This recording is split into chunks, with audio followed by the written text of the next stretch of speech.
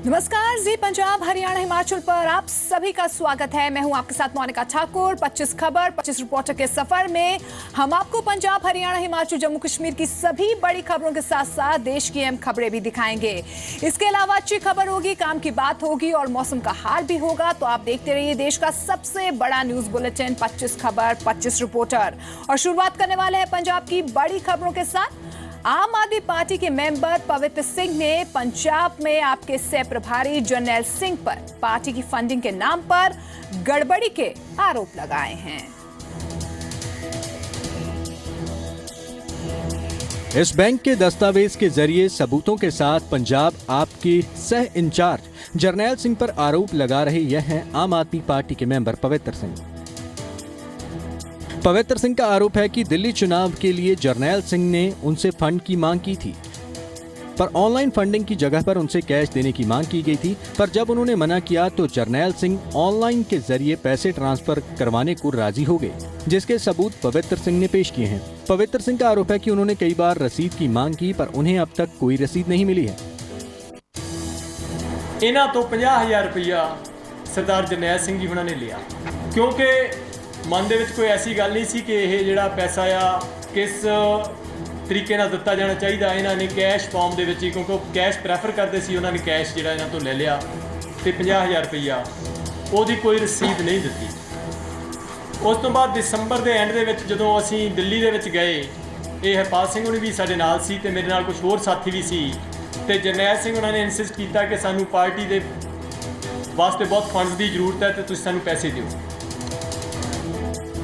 ਅਸੀਂ ਲਗਾਤਾਰ ਉਹਨਾਂ ਤੋਂ ਇਸ ਗੱਲ ਦੀ ਮੰਗ ਕੀਤੀ ਕਿ ਸਾਨੂੰ ਇਸ ਪੈਸੇ ਦੀ ਕੋਈ ਰਸੀਦ ਦਿੱਤੀ ਜਾਵੇ, ਪਰ ਸਾਨੂੰ ਜਰਨੈਲ ਸਿੰਘ ਜੀ ਟਾਲਦੇ ਰਹੇ। ਤੁਹਾਨੂੰ SMS ਆ ਜਾਏਗਾ, ਪਾਰਟੀ ਦੀ ਜੋ ਵੀ ਪੈਸਾ ਆ ਜਾਂਦਾ ਹੈਗਾ ਆ ਪਾਰਟੀ ਦੀ ਵੈਬਸਾਈਟ ਤੇ ਪਾ ਦਿੱਤਾ ਜਾਂਦਾ ਆ, ਤੁਹਾਡਾ ਨਾਮ ਉਹਦੇ 'ਚ ਆ ਜਾਏਗਾ ਤੇ ਤੁਹਾਨੂੰ ਈਮੇਲ ਆ ਜਾਏਗੀ। ਸਾਨੂੰ ਕੋਈ SMS ਨਹੀਂ ਆਇਆ, ਸਾਨੂੰ ਕੋਈ ਈਮੇਲ नहीं आई। बहुत देर ਅਸੀਂ ਉਸ ਦੀ इंतजार करते रहे। सिर्फ इतना ही नहीं, पवित्र सिंह ने दिल्ली के मुख्यमंत्री अरविंद केजरीवाल को चुनौती दी कि बिना सबूत पेश किए जिस तरह से सरदार सुच्चा सिंह छोटेपुर के खिलाफ कार्रवाई की, उसी तरह से सबूत पेश करने के बाद जरनैल सिंह पर पार्टी कार्रवाई करे। वो स्टिंग ਜਾਂ ਉਹ एविडेंस ਅੱਜ तक पब्लिक डोमेन 'ਚ नहीं रखा गया। ये दुनिया के इतिहास 'ਚ शायद अपने आप 'ਚ बड़ी विलक्षण घटना है कि वो सारी घटनाक्रम की जांच बाद ਵਿੱਚ करवाई जाएगी। ਉਹਦੇ ਵਾਸਤੇ ਜਿਹੜੀ ਆ ਇਨਕੁਆਇਰੀ ਬਾਅਦ 'ਚ ਹੋਏਗੀ, ਉਹਦਾ ਟ੍ਰਾਇਲ ਬਾਅਦ 'ਚ ਹੋਏਗਾ, ਪਰ ਜਿਹੜੀ ਉਹਦੀ ਜੱਜਮੈਂਟ ਸੀ ਉਹ ਪਹਿਲਾਂ ਸੁਣਾ ਦਿੱਤੀ ਗਈ। ਜੇਕਰ ਅਰਵਿੰਦ ਕੇਜਰੀਵਾਲ ਜੀ ਨੂੰ ਇਹਦੇ ਵਿੱਚੋਂ ਹਿੱਸਾ ਨਹੀਂ ਮਿਲਦਾ, ਉਹ ਆਪ ਉਹਨਾਂ ਦੀ ਮਿਲੀ ਭੁਗਤ ਨਹੀਂ ਹੈ, ਤਾਂ ਫੌਰੀ ਤੌਰ ਤੇ ਜਰਨੈਲ ਸਿੰਘ ਦਿੱਲੀ ਵਾਲਿਆਂ ਨੂੰ ਪਾਰਟੀ ਦੇ ਵਿੱਚੋਂ ਕੱਢ ਦਿੱਤਾ ਜਾਣਾ ਚਾਹੀਦਾ ਹੈਗਾ ਆ। ਤੇ ਉਹਨਾਂ ਨੂੰ ਜੋ ਉਹਨਾਂ ਨੂੰ ਇੱਥੇ ਪੰਜਾਬ ਦੇ ਵਿੱਚ ਸਰਦਾਰ ਸੁੱਚਾ ਸਿੰਘ ਜੀ ਛੋਟੇਪੁਰ ਦੀ ਇਨਕੁਆਇਰੀ ਕਮਿਸ਼ਨ ਦਾ ਚੇਅਰਮੈਨ ਬਣਾ ਕੇ ਭੇਜਿਆ ਗਿਆ ਹੈਗਾ ਆ, ਉਹਦੇ ਉੱਤੇ ਪਾर्टी ਦੀ ਲੀਡਰशिप ਨੂੰ भी शर्मसार होना चाहिए। फंडिंग को लेकर जिस तरह से आम आदमी पार्टी के साथ लगातार खुलासे हो रहे हैं, उसके बाद पार्टी की मुश्किलें बढ़ रही हैं। इससे पहले पार्टी की फाइनेंस कमेटी के प्रभारी HS किंगरा ने भी फंडिंग को लेकर सवाल उठाए थे और संजय सिंह और आशुतोष पर कैश लेकर रसीद न देने का आरोप लगाया था। जगतार भुल्लर, जी मीडिया, चंडीगढ़। पंजाब विधानसभा चुनाव 2017 के लिए सियासी अखाड़ा तैयार होता जा रहा है। ऐसे में इस अखाड़े में हर पार्टी जीतने वाले उम्मीदवार पर ही दांव लगाना चाहती है। पार्टियों की नजर ऐसे नेताओं के बेटों और रिश्तेदारों पर भी है जिनकी सियासी जमीन पहले से तैयार है।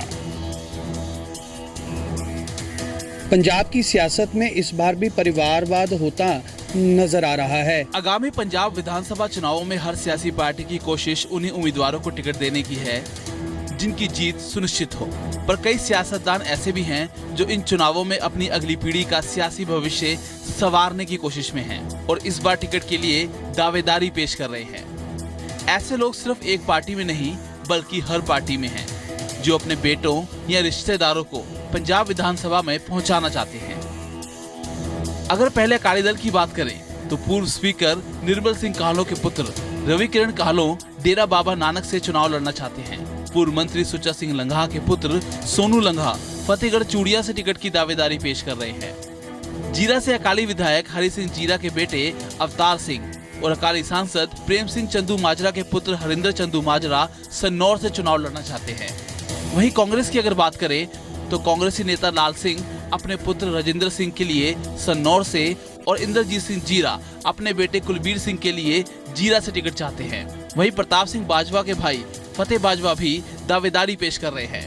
बेटों और भाइयों तक नहीं, बात जमाइयों तक भी पहुंची है। बीबी राजेंद्र कौर भट्टल के जमाई विक्रम सिंह टिकट की दावेदारी की रेस में शामिल हैं। सूबे में 23 सीटों पर लड़ रही बीजेपी में भी ऐसी दावेदारी देखी जा रही है। कैबिनेट मंत्री मदन मोहन मित्तल के बेटे अरविंद मित्तल भी विधानसभा चुनाव लड़ना चाहते हैं। राजनीतिक विशेषज्ञों का मानना है कि परिवारवाद सियासत का दूसरा नाम बन चुका है और यही कारण है कि सियासत का रूप और मकसद भी बदल चुका है और कई पार्टियां तो इसी परिवारवाद को खत्म करने के दावे के साथ बनी हैं। जिन्नियां भी पॉलिटिकल पार्टियां उस वेले अपोजिशन सीगियां, चाहे स्टेट लेवल ते चाहे सेंटर लेवल ते, वो ये कहंदियां सीगियां जी इस कांग्रेस दे विच परिवारवाद है, इस करके इहनूं खत्म करने दी लोड़ है। हुण अज तुसीं अक्रॉस द बोर्ड सिर्फ पंजाब 'च नहीं पूरे इंडिया दे विच देख लओ, ਜਿਹੜੇ ਵੀ ਉਸ ਵੇਲੇ ਇਹ ਗੱਲਾਂ ਕਹਿ ਰਹੇ ਸੀਗੇ ਅੱਜ ਉਹ ਸਾਰੇ ਆਪਣੀਆਂ ਫੈਮਿਲੀਜ਼ ਨੂੰ ਪ੍ਰਮੋਟ ਕਰਨ 'ਚ ਲੱਗੇ ਦੇਖੋ ਹੋਏ ਆ। ਡਾਇਨੈਸਟਿਕ ਪੋਲਿਟਿਕਸ ਹੋ ਗਈ ਆ, ਪਰਿਵਾਰ ਦੇ ਰਾਹੀਂ ਪੋਲਿਟਿਕਸ ਚੱਲਦੀ ਆ, ਆਪਦੇ ਬੱਚੇ ਅੱਗੇ ਸੈਕੰਡ ਲੀਡਰਸ਼ਿਪ 'ਚ ਲੈ ਜਾਂਦੇ ਸਾਰੇ। ਇਸ ਕਰਕੇ ਲੋਕਾਂ ਨੂੰ ਪੋਲਿਟਿਕਸ ਵਿੱਚ ਆਉਣ ਦਾ ਸਕੋਪ ਵੀ ਨਹੀਂ ਛੱਡਿਆ ਵੀ ਚੰਗਾ ਬੰਦਾ ਆ ਜੂ।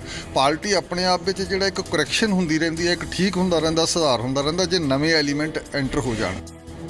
वहीं सियासतदान इस परिवारवाद को गलत नहीं मानते। उनका मानना है कि अगर आम जिंदगी में एक पुत्र अपने पिता का पेशा अपना सकता है तो राजनीति में ऐसा होना क्या बुरा है।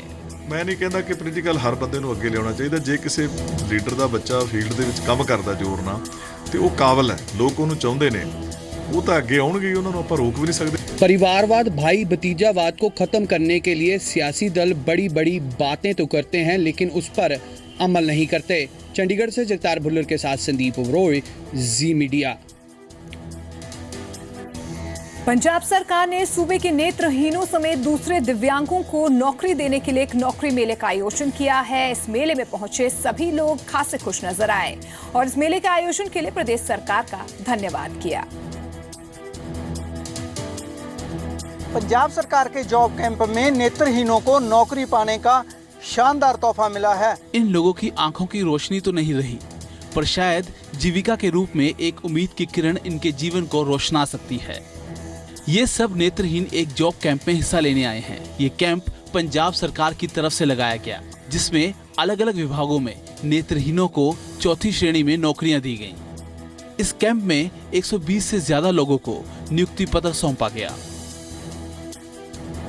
3% रिजर्वेशन देना आएगा असी हैंडीकैप परसनस ਨੂੰ, ਉਹਦੇ ਵਿੱਚ 1% ਜਾਣਾ ਹੈ ਜਿਹੜੇ ਵਿਜ਼ੂਅਲੀ ਇੰਪੇਅਰਡ ਨੇ। तो ਅਸੀਂ एक विशेष ਉਪਰਾਲਾ ਕੀਤਾ है, एक कैंप ला के जितने भी विजुअली इंपेयर्ड ਦੀ बैकलॉग पोस्ट हैगियां पूरे सरकार ਦੇ ਵਿੱਚ सारे महकमा ਦੇ ਵਿੱਚ ਉਹ ਅਸੀਂ भर रहे हैं। इस कैंप में 700 के करीब नेत्रहीनों ने हिस्सा लिया। जिनको नियुक्ति पत्र नहीं मिला उन्हें वेटिंग लिस्ट में डाला गया है और उन्हें आगे मेरिट के हिसाब से नौकरी दी जाएगी। उसके बाद एक बड़ी लंबी चौड़ी वेटिंग लिस्ट भी होएगी ਤੇ ਜੇ ਨਿਕਟ ਭਵਿੱਖ ਦੇ ਵਿੱਚ ਜੇ किसी डिपार्टमेंट ਦੇ ਵਿੱਚ कोई पोस्ट होएगी विजुअली इंपेयर्ड ਦੀ ਉਹ भर लेंगे। ऐसे ही कैंप पंजाब सरकार की तरफ से दूसरे रूप से दिव्यांग लोगों के लिए भी भविष्य में लगाए जाएंगे। बाकी में देखते हैं, बाकी इसके बाद हियरिंग इंपेयर्ड करना आएगा तो ऑर्थो इंपेयर्ड करना है। लेकिन सबसे ज़्यादा कमजोरी या सबसे ज़्यादा जो हैंडीकैप होता है या लाचार होता है वो थोड़ा विजुअली इंपेयर्ड होता है, तो उनके लिए विशेष करके ये आज भर्ती कैंप लगाया गया। कैंप में हिस्सा लेने वाले नेत्रहीन लोग इस कैंप से काफी खुश नजर आए और उन्होंने पंजाब सरकार का धन्यवाद किया। तो अब थोड़ी उम्मीद जागी है कि हमारे को ये सरकार ने हमारे लिए भी देखा है और हमें भी ये पोस्टें अप्लाई कर रहे हैं। वो इस तरह के जॉब कैंप से नेत्रहीनों और अन्य शारीरिक तौर पर कमजोर लोगों को रोजगार पाने की एक नई उम्मीद जागती है। चंडीगढ़ से जगतार भुल्लर के साथ बलदेव शर्मा, जी मीडिया। श्री गुरु गोविंद सिंह जी के 350वें प्रकाश पर्व को लेकर पंजाब के मुख्यमंत्री प्रकाश सिंह बादल पटना साहिब जाएंगे। साहिब श्री गुरु गोविंद सिंह जी के 350वें प्रकाश पर्व की तैयारियों को अंतिम रूप देने की चर्चा तेज हो गई है। सोमवार शाम को चंडीगढ़ में अकाली दल की कोर कमेटी की मीटिंग हुई। इस मीटिंग में कई अहम मुद्दों पर चर्चा हुई। अगले साल जनवरी में साहिब श्री गुरु गोविंद सिंह जी के 350वें प्रकाश पर्व संबंधित कार्यक्रमों को अंतिम रूपरेखा देने पर चर्चा हुई। साहिब श्री गुरु गोविंद सिंह जी के 350वें प्रकाश पर्व के मौके पर मुख्यमंत्री सरदार प्रकाश सिंह बादल पटना साहिब जाएंगे। पूरे देश ਦੇ ਵਿੱਚ ਅਲੱਗ-ਅਲੱਗ ਸਟੇਟਸ ਦੇ ਲੈਵਲ ਤੇ ਵੀ ਹੋ ਰਿਹਾ ਹੈਗਾ ਤੇ ਪੰਜਾਬ ਤੋਂ ਵੀ ਸ੍ਰੀ ਅੰਮ੍ਰਿਤਸਰ ਸਾਹਿਬ ਤੋਂ ਅਨੰਦਪੁਰ ਸਾਹਿਬ ਤੋਂ ਔਰ ਇਸ ਤਰ੍ਹਾਂ ਮੁੱਖ ਮੰਤਰੀ ਸਾਹਿਬ ਵੀ ਉੱਥੇ ਜਾ ਰਹੇ ਨੇ ਪਟਨਾ ਔਰ ਹੋਰ ਸਾਡੇ ਡਿਗਨਿਟਰੀਜ਼ ਵੀ ਜਾ ਰਹੇ ਨੇ। ਲੇਕਿਨ ਉਹ ਇਸ ਵੇਲੇ ਜਿਹੜੀ ਮੀਟਿੰਗ ਸੀ ਉਹ ਪ੍ਰੋਗਰਾਮ ਬਣਾਉਣ ਬਾਰੇ ਨਹੀਂ ਸੀਗੀ, ਲੇਕਿਨ ਉਹਦੀ ਜਿਹੜੀ ਫਾਈਨਲ ਉਹਦੀ ਐਗਜ਼ੀਕਿਊਸ਼ਨ ਜਿਹੜੀ ਹੈ ਇੰਪਲੀਮੈਂਟੇਸ਼ਨ ਆਫ ਦੋਜ਼ ਪ੍ਰੋਗਰਾਮਸ ਉਹਦੇ ਬਾਰੇ ਸੀਗੀ। साथ ही इस मीटिंग में पंजाबी सूबा बनने की 50वीं वर्षगांठ को मनाने की तैयारियों की भी समीक्षा हुई। पंजाबी सूबा ਦੇ 50 ਸਾਲ ਜਿਹੜੇ ਨੇ ਉਹ ਪੂਰੇ ਹੋ ਰਹੇ ਨੇ ਤੇ ਉਹਦੀ ਵੀ ਸਾਈਮਲਟੇਨੀਅਸਲੀ ਨਵੰਬਰ ਦੇ ਵਿੱਚ ਤੁਹਾਨੂੰ ਪਤਾ ਆ ਰਿਹਾ ਉਹਦਾ ਜਿਹੜਾ 50th ਐਨੀਵਰਸਰੀ ਆਫ ਦੀ ਪੰਜਾਬੀ ਸੂਬਾ। तो ये दो जो इश्यूज ने बुलाई तो ये वास्ते गई सी। उरी आतंकी हमले की भी इस मीटिंग में निंदा की गई और शहीदों के सम्मान में 2 मिनट का मौन रखा गया। आपको बता दें कि पंजाब सरकार साहिब श्री गुरु गोविंद सिंह जी के 350वें प्रकाश पर्व को मनाने के लिए काफी लंबे समय से तैयारियां कर रही है। चंडीगढ़ से रविंद्र सिंह के साथ राजन गोसाई, जी मीडिया। इस बार चंडीगढ़ नगर निगम के चुनावों को लेकर शिरोमणि अकाली दल के सुर बीजेपी के लिए तल्ख नजर आ रहे हैं। मामला सीटों के विवाद से जुड़ा है। पंजाब में भले ही अकाली बीजेपी गठबंधन है, लेकिन लगता है चंडीगढ़ नगर निगम के चुनावों में सीटों को लेकर दोनों सियासी दलों के बीच तकरार बढ़ रही है। चंडीगढ़ नगर निगम के चुनावों में अभी काफी वक्त है, लेकिन यूटी में सीटों को लेकर अभी से विवाद शुरू हो गया है। चंडीगढ़ शिरोमणि अकाली दल के प्रधान जगजीत सिंह कंग ने साफ कह दिया है कि आने वाले निगम चुनावों में या तो वो 10 सीटों पर चुनाव लड़ेंगे या फिर अगर बीजेपी नहीं मानती तो वो 26 वार्डों में अपने 26 आजाद उम्मीदवार मैदान में उतारेंगे। कैंडिडेट तो हमने 26 वार्ड के लिए आइडेंटिफाई करे हुए हैं, वो सारे अच्छे लोग हैं, हमारे साथ सहमत हैं, मगर मौके पे जो वार्ड सेटल होंगे उनके जो आदमी हमने काम पे लगाए हुए हैं उनको हम कैंडिडेट बना देंगे।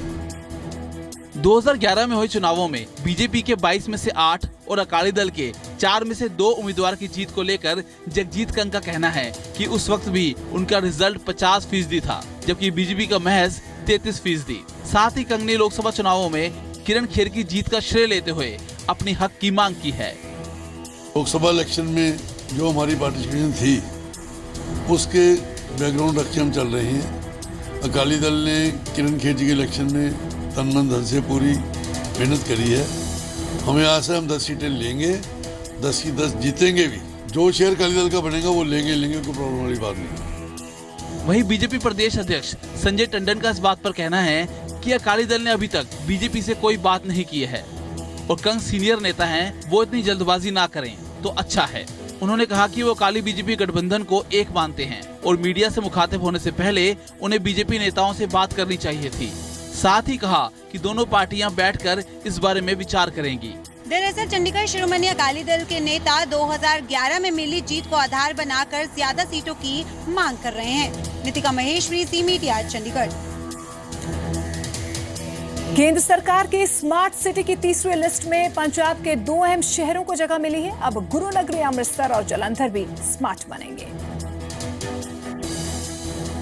आज स्मार्ट सिटी परियोजना के अंतर्गत तीसरी लिस्ट जारी की गई, जिसमें जालंधर को भी स्मार्ट सिटी घोषित किया गया है। केंद्र सरकार ने स्मार्ट सिटी की तीसरी लिस्ट जारी कर दी है। तीसरी लिस्ट में 27 शहरों के नाम का ऐलान हुआ है। इसमें सबसे ज्यादा महाराष्ट्र के 5 शहर, तमिलनाडु और कर्नाटक के 4 शहर, यूपी से 3 शहर, पंजाब, राजस्थान, मध्य प्रदेश से 2-2 शहर शामिल हैं।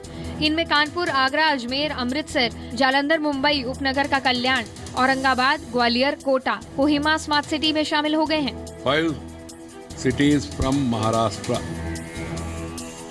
4 cities from Tamil Nadu, 4 cities from Karnataka, 3 cities from Uttar Pradesh, 2 cities from Punjab, 2 cities from Rajasthan, and 2 cities from Madhya Pradesh, 1 city from Andhra Pradesh, 1 city from Orissa, 1 city from Gujarat, 1 city from Nagaland, and 1 from Sikkim. This is in addition to those 33 cities.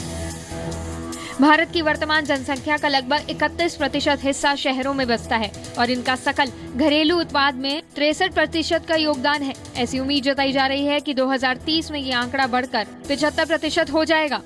Jalandhar के mayor का कहना है कि जालंधर को एक sports city के रूप में डेवलप किया जाएगा, जिस पर 1900 करोड़ का खर्च आएगा। जालंधर से राजीव अद्वा, जी मीडिया। अमृतसर में स्कूली बच्चों की जिंदगी से बड़ा खिलवाड़ हुआ है। यहाँ के गांव मुहावा की डिफेंस ड्रेन में स्कूली बस के गिरने से 6 बच्चों की मौत की खबर है। ਅੰਮ੍ਰਿਤਸਰ ਦੇ ਸਰਹੱਦੀ ਪਿੰਡ ਮੁਹਾਵਾ ਦੇ ਵਿੱਚ ਅੱਜ ਇੱਕ ਦਰਦਨਾਕ ਹਾਦਸਾ ਵਾਪਰਿਆ। ਇੱਕ ਸਕੂਲੀ ਬੱਸ ਐਸੇ ਪੁਲ ਤੋਂ ਅੱਜ ਆ ਰਹੀ ਸੀ ਔਰ ਇਸ पुल ਦੇ ਥੱਲੇ ਤੁਸੀਂ ਦੇਖ ਸਕਦੇ ਹੋ ਕਿ ਇਸ ਪੁਲ ਨੂੰ ਤੋੜਦਿਆਂ ਹੋਇਆ ਉਹ ਥੱਲੇ ਡਿੱਗੀ ਹੈ। अमृतसर के मुहावा गांव का ये वही ट्रेन है जहां तेज रफ्तार स्कूल बस जाकर गिरी। स्कूल बस में लगभग 33 बच्चे सवार थे। चश्मदीदों के मुताबिक स्कूल बस ड्राइवर तेजी से बस चला रहा था। ड्रेन के पुल पर चढ़ते ही वो नियंत्रण खो बैठा और बस नाले में जा गिरी। हादसे के बाद ड्राइवर मौके से फरार हो गया, जबकि स्थानीय लोगों ने बस की बारी खोलकर बच्चों को बाहर निकाला। मौके पर 5 बच्चों के शव नाले से बाहर निकाल लिए गए। स्थानीय लोगों ने ड्रेन पर बने पुल की खस्ता हालत को भी हादसे के लिए जिम्मेदार ठहराया है, जबकि स्कूल बस की हालत भी ज्यादा अच्छी नहीं थी। गाड़ी बहुत तेज आ रही थी, मैं भी बारी के पास बैठा था।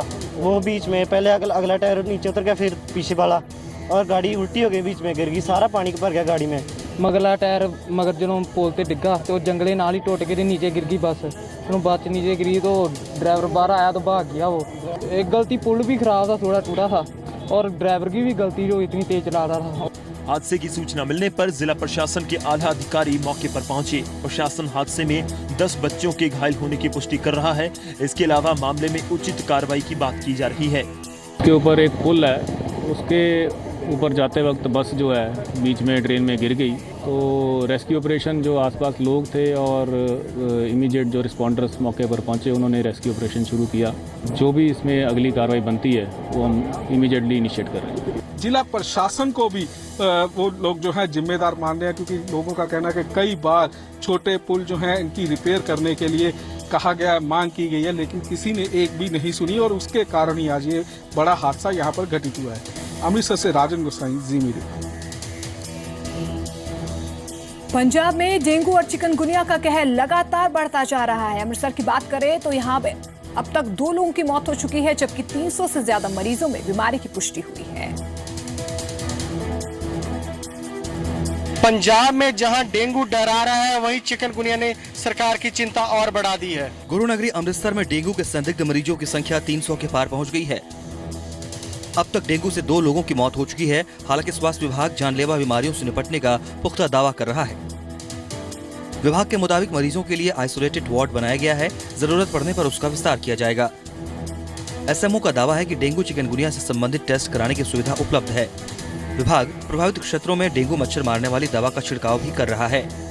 अमृतसर सिविल अस्पताल में दाखिल मरीजों ने हालत में सुधार की बात कही है। साडे को आइसोलेशन वार्ड जिहड़ी हैगी सिविल हॉस्पिटल च इत्थे तैयार की गई है डेंगू के पेशेंट वास्ते। तो वो 10 बैड साडे को लगे हुए हैं। साडे को एफरेसिस मशीन भी हैगी है, जिहदे प्लेटलेट पाउण जो पेशेंट को लोड़ पैंदी है। एमरजेंसी सेवावां जिहड़ियां वो भी 24 घंटे चल रही हैं। ਅਸੀਂ ਇਹਨਾਂ ਨੂੰ ਐਡਮਿਟ ਕਰਾਇਆ। ਇਹਨਾਂ ਨੇ ਉਹ ਮਤਲਬ ਡਾਈਟ ਵਗੈਰਾ ਥੋੜੀ ਦੱਸੀ ਕਿ ਜੂਸ ਵਗੈਰਾ ਪਿਆਓ ਜੇ ਸਾਰਾ ਕੁਝ ਇਸ ਤਰ੍ਹਾਂ ਹੀ। ਤੇ ਇਹਨਾਂ ਨੇ ਗਲੂਕੋਜ਼ ਵਗੈਰਾ ਨਾਲ ਥੋੜਾ ਕਾਫੀ ਫਰਕ ਪਿਆ। ਹੁਣ ਸੈਚਰਡੇ ਦੇ ਐਡਮਿਟ ਹੈਗੇ ਆ, ਅੱਜ ਸੈੱਲ ਵੱਧ ਗਏ ਆ। हालांकि गुरु नानक देव अस्पताल में डेंगू वार्ड में मानव प्रशासन ने खुद ही मच्छरों की पैदावार का इंतजाम कर रखा है। वार्ड में फैली गंदगी को देखकर विभाग के दावों की पोल खुलती नजर आ रही है। डेंगू, मलेरिया और चिकनगुनिया से बचने के लिए अपनी जागरूकता बेहद ही जरूरी है। चंडीगढ़ से महेंद्र सिंह के साथ जसविंदर बब्बर, जी मीडिया। तो पंजाब में डेंगू का कहर लगातार जारी है, तो दूसरी तरफ अब चिकनगुनिया भी पंजाब में अपने पैर पसारने लगा है, जिसने स्वास्थ्य विभाग की चिंता बढ़ा दी है।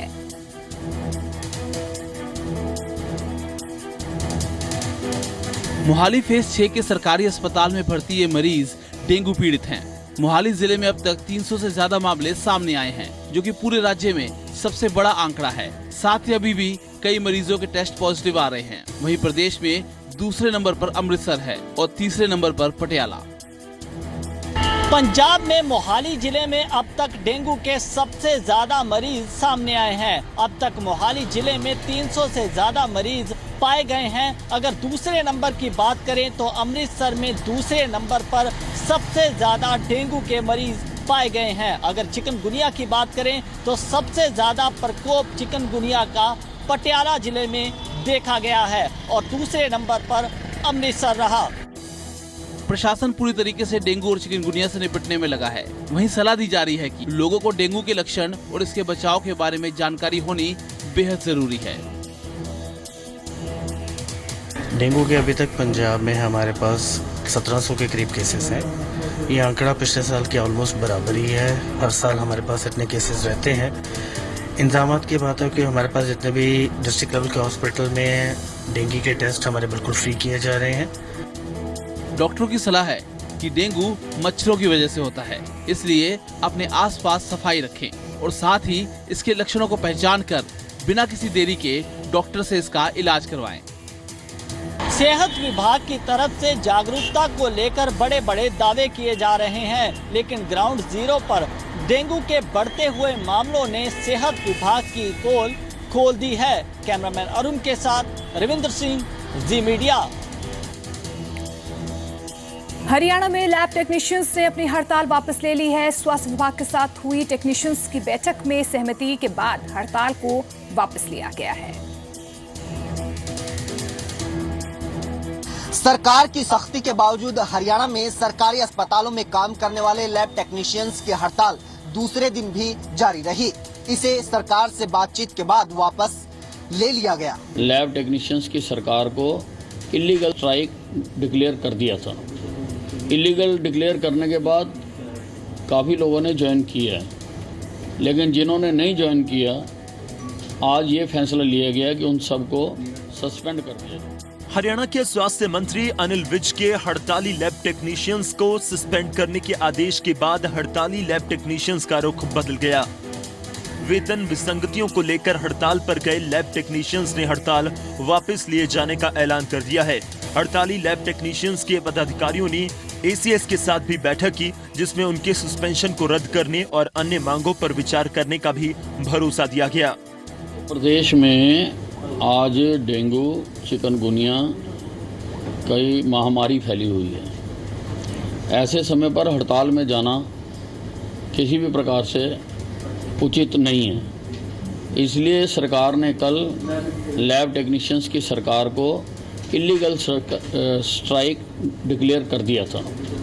इलीगल डिक्लेयर करने के बाद काफ़ी लोगों ने ज्वाइन किया है, लेकिन जिन्होंने नहीं ज्वाइन किया आज ये फैसला लिया गया कि उन सबको सस्पेंड कर दिया जाए। हरियाणा एलटी एसोसिएशन के आह्वान पर हमारे साथी हमारी यूनियन के प्रेसिडेंट और जनरल सेक्रेटरी मलेरिया और जनरल दोनों के पदाधिकारी एसीएस से डीजीएस से मिलने के बाद में वहाँ से उन्होंने आश्वासन दिया, लिखित में आश्वासन दिया कि आपकी जो ग्रेड पे है उसको भी, उसकी वेतन विसंगति को भी दूर किया जाएगा। स्वास्थ्य मंत्री अनिल विज ने कहा कि इस समय सरकार की प्राथमिकता डेंगू और चिकनगुनिया से बचाव है। सरकार सबकी बात सुनती है, इनकी भी सुनी जाएगी। देखिए, ये समय है, पहले जो बीमारी है जिससे सारा प्रदेश ग्रसित है उनकी सेवा करने का, उसके बाद हम सबकी बातें सुनते हैं, इनकी बात। लैब टेक्नीशियंस की हड़ताल खत्म होने के बाद मरीजों ने तो राहत की सांस ली ही है, साथ ही लैब टेक्नीशियंस ने सरकार से मांगे मानने का आश्वासन मिलने के बाद संतुष्टि जताई है। हिसार से कैमरामैन राजेंद्र के साथ महेंद्र सिंह, जी मीडिया।